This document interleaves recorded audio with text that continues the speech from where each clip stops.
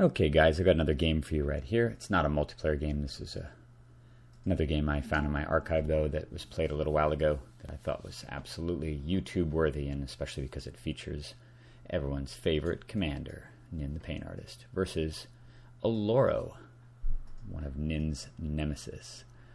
I found that this deck can be pretty tough for Nin actually, mainly because they tend to play a lot of enchantments and you can't really interact with the enchantments at all. So if they get a couple of key cards, things like Arena or Necro or Future Sight or a couple of other things, it can be rough saves.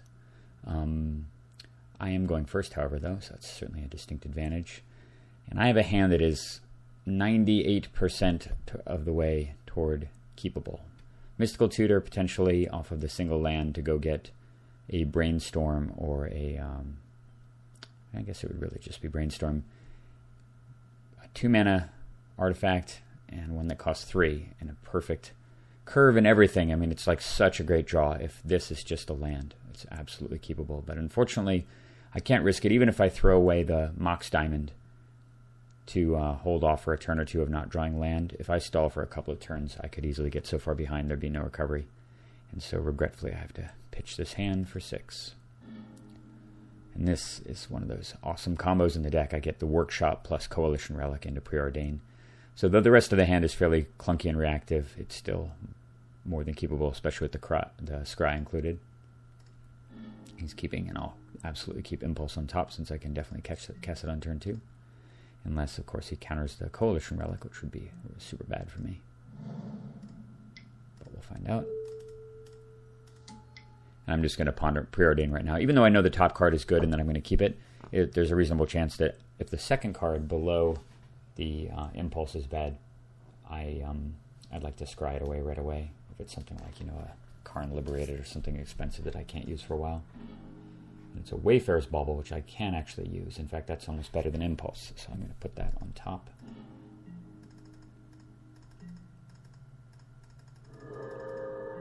I really love starting with Vandal Blast against a deck like Oloro. You're just protected against, essentially inoculated against Soul Ring and Mana Crypt shenanigans early. And he doesn't have either, so no worries. Alright, I'm just going to play the Bauble here and use it, since I have a mystery card on top anyway. Alright, feeling pretty good. Let's see what his turn 2 play is here. Dark Confidant. Gnarly.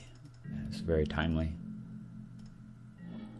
Especially as how I do not have any way to get rid of it or deal with it at all, short of casting Nin and shooting it, which is completely an option. I've decided I'm just going to Impulse here first, get a land, and then make up my mind based on that. Because if I get one land off Impulse, I can play it, potentially Mana Drain, and Mana Drain his turn 3 play, and untap, Treachery this thing, and maybe even Vandal Blast if he follows up with an artifact, or at least cast Nin the Paint Artist.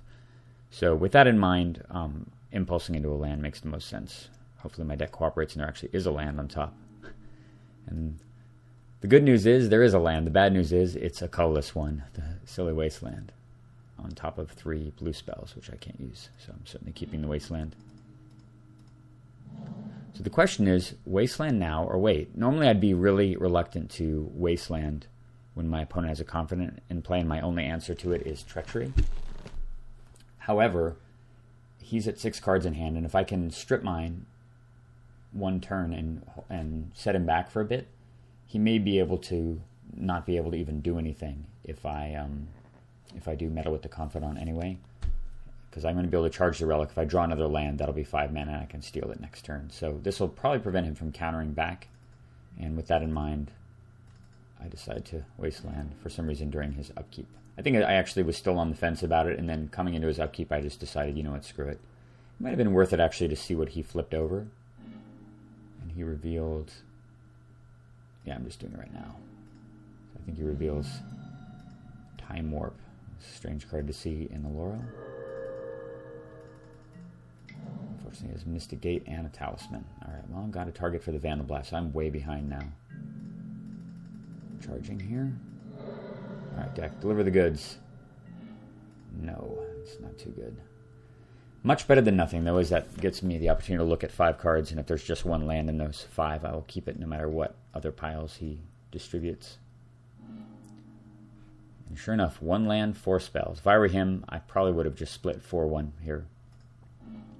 Though Fire Ice, obviously, he wants to keep away from me because it kills Dark Confidant. So he thinks for a long time and eventually gives me 3 cards. Juicy.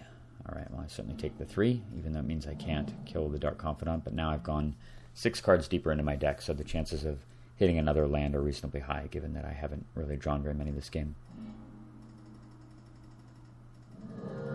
Games 2. Chromatic Lantern and Bojuka Bog. Come on, deck. Yes. Alright. We've got the mountain. This works out perfectly. I can steal the Confidant. Untap 4 land and cast Nin. So suddenly, just like that, really flip the board state. He does have 6 cards and plenty of mana, but I do have 2 counters, including the drain, so looking pretty solid. And I would probably opt to have Nin blow herself up off mana drain mana rather than killing the Dark Confidant, seeing as how I'm at 36 and he's playing control. Supreme Verdict. And I'll be honest, I actually thought for a good long while, you can see my clock at 21:58, about mana draining this. If I mana drain it, obviously both my guys die, but I do get 4 mana, which would be enough to Vandal Blast and recast Nin the Pain Artist, with him having only 3 mana in play. And while that is such a strong tempo play, I figured I'm probably going to be able to mana drain something pretty big a turn or 2 from now, and I think this play is just a little bit decadent. Obviously, if it's Wrath of God, I mana drain there in a heartbeat, but seeing as how it's 2 for 2, it's not even card advantage, I'm going to let it go. May have been a mistake. It would kind of depend on how much more mana he has available. And I don't know, he hadn't played a land yet, so I don't know how effective the Vandal Blast really is going to be. If he's got 2 or 3 more land in hand, then it's not really that great, given that he'll have 5 next turn and then 6 the following turn, even if I do Blast. Tomb. That is quite a rip right there. That's awesome. Only thing probably better than that would have been something like a Thran Dynamo or a Lotus, or maybe one of the 2-mana artifacts. Tomb was fantastic, because now I have enough mana to drain, potentially. Just thinking like, come on, dude, cast Oloro. Got nothing else going on. Got that clunky Time Warp in your hand. Then he plays Mana Crypt. Alright, well, the Blast looks a hell of a lot better now. Alright, he casts Time Warp. And I think for a long time about this, he's got 4 more mana available, and while I'm not so much worried about what he might do with that remaining 4 mana, if I mana drain here and he has a counterspell to follow up, then he gets a full untap with something like 9 or 10 mana available, which could be incredibly dangerous. That said, he only has 3 cards in hand, and if he does have a counterspell, then his follow-up has to be one of those 2 cards or the card off the top. And this is just an example of playing the odds here. I just decide that I really, really want the mana drain mana because it gives me so much flexibility on the following turn. I'm willing to gamble and take a risk that he does have a counterspell and a follow-up. And it's one of those situations where when using counters, you kind of just got to make the guy have it. You know, make him produce the goods and don't just give him credit for it when you have so much to gain by countering. So I'm going to mana drain here. And I see him tap mana in response and think, God damn it, I'm going to get screwed. But instead, he just responds with Fact or Fiction. And he gets 3 land, Dromar's Charm, and Vindicate. So I'm just going to give him a simple split. Obviously, the Charm is probably the better of the 2.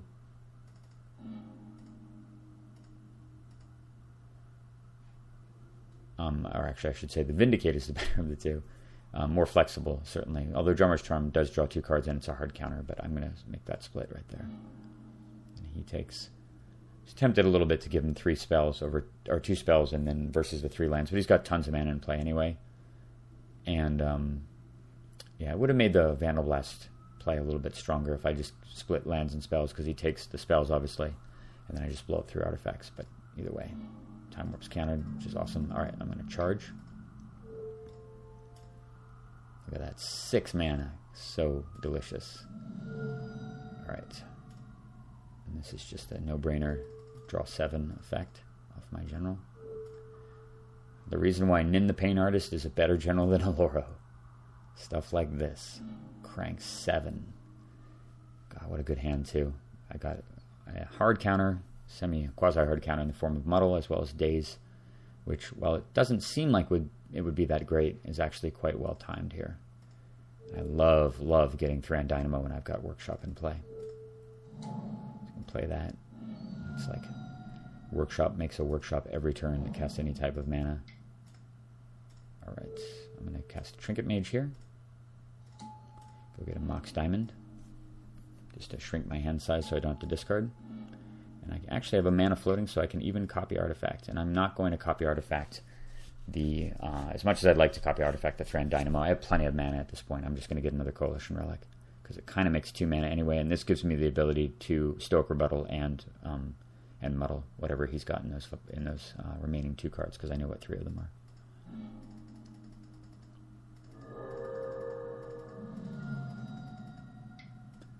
So we cast Land Tax, and I don't really care about that. I know he's going to play another land, and I've got 7-7 or 7-6, and I happen to have Daze in hand, so I can actually counterspell the Land Tax with a Daze, which is kind of cool, because I'm sure he's going to cast something. He casts Esper Charm here, and ordinarily I wouldn't counter this, but given the fact that he only has 3 cards left in hand, and I know at least one of them is land, this keeps him a little bit more contained. So I figured that the Muddle is probably worth doing, given that I still have a hard counter follow-up, and I just want to force the Karn through. I don't want him to give him the ability to counter multiple times.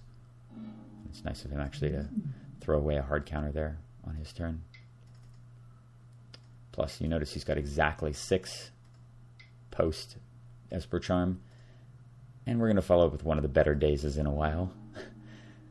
0 mana, counter 6 mana general, and counterspell Land Tax as well. So backbreaking. Double charge.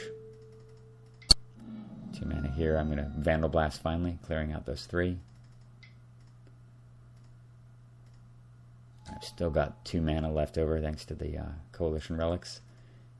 Karn gobbles a card from his hand, and seeing the inevitability of the situation, knowing that he's not going to even be able to use his Land Tax anymore, token counter, scoops it up.